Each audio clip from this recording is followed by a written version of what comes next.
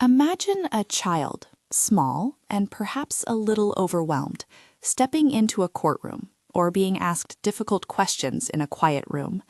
What's the first thought that often comes to mind for many of us? Perhaps, can a child really understand what happened? Or are they just making it up? For a long time, these questions were steeped in skepticism and old myths. The traditional view often painted children as inherently unreliable, prone to fantasy, and easily swayed. But today, our understanding has profoundly evolved.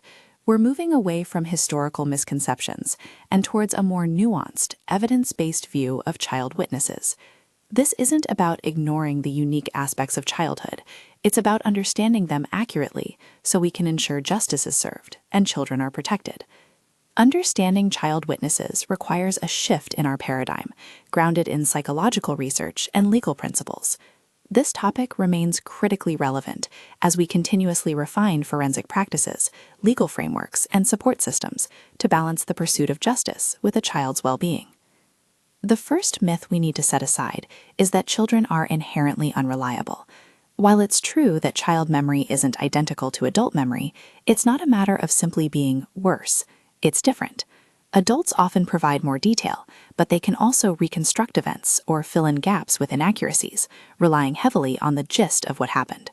Children, on the other hand, can be incredibly accurate about the core elements of an event, even about things that happened 1 to 2 years prior, though they might struggle with recalling every minute detail or the precise sequence of things. Think of it this way.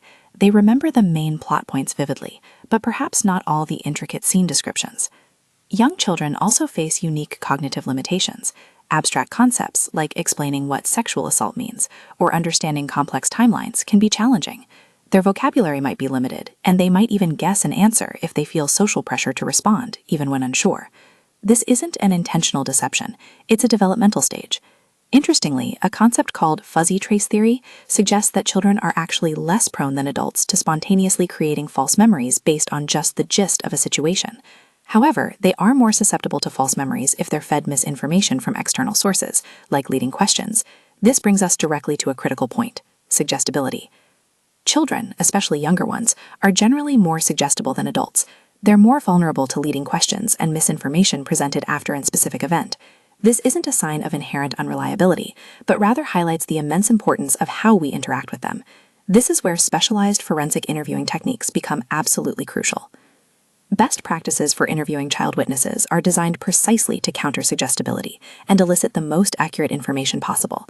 This means asking open-ended questions like, "Tell me more about what happened," or "What else do you remember?"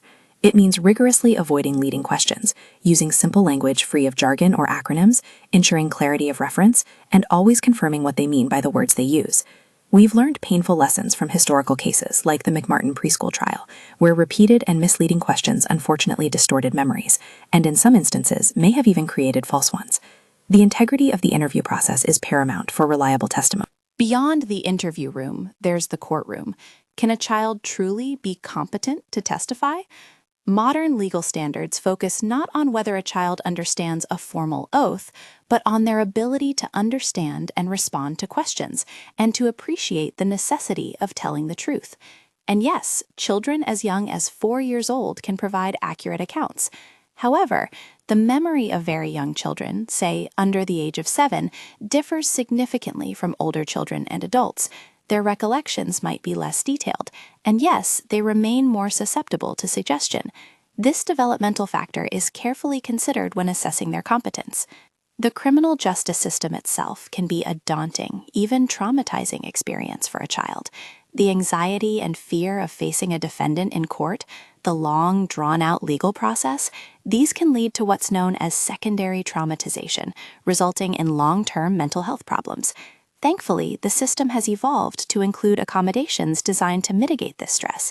These can include testifying via closed-circuit television, using one-way screens, having support persons, sometimes even a trained therapy dog present, and ensuring confidentiality.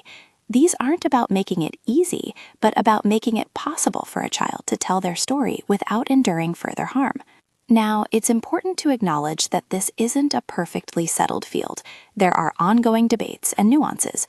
For instance, while the myth of inherent unreliability is largely debunked, The challenge remains in balancing a child's capacity for accuracy with their natural vulnerability to external influences.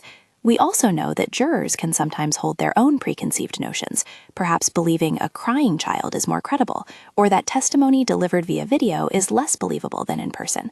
These biases often prompt the use of expert witnesses to help explain child development and memory to the court. Then there's the delicate balance between protecting a child witness and a defendant's constitutional right to confront their accuser, enshrined in the Confrontation Clause. Accommodations like screens or CCTV, while vital for the child, must be carefully weighed. And one often overlooked area is in suspect identification. While children can be as accurate as adults when a perpetrator is present in a lineup, they are significantly more prone to making a false identification when the perpetrator is not present.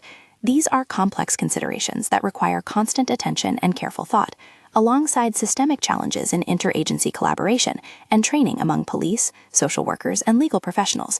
The confidence-accuracy relationship in children's testimony also remains a point of evolving research, with new findings suggesting it can be informative from age 8.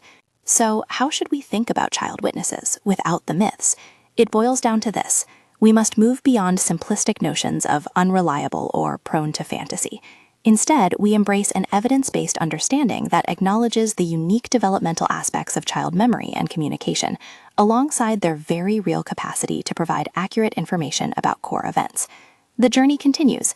The future outlook for child witnesses centers on the ongoing refinement and widespread adoption of these evidence-based practices.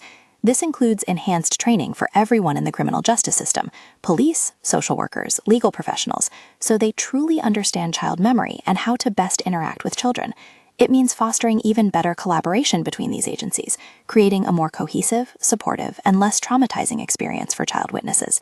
Further research will continue to clarify the nuances of child memory, suggestibility, and the confidence-accuracy relationship across different age groups.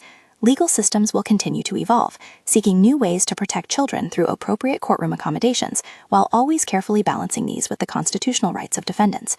Our goal is a system that maximizes both accuracy and child welfare, ensuring that the voices of children, when crucial, are heard clearly and fairly, grounded in science, not myth.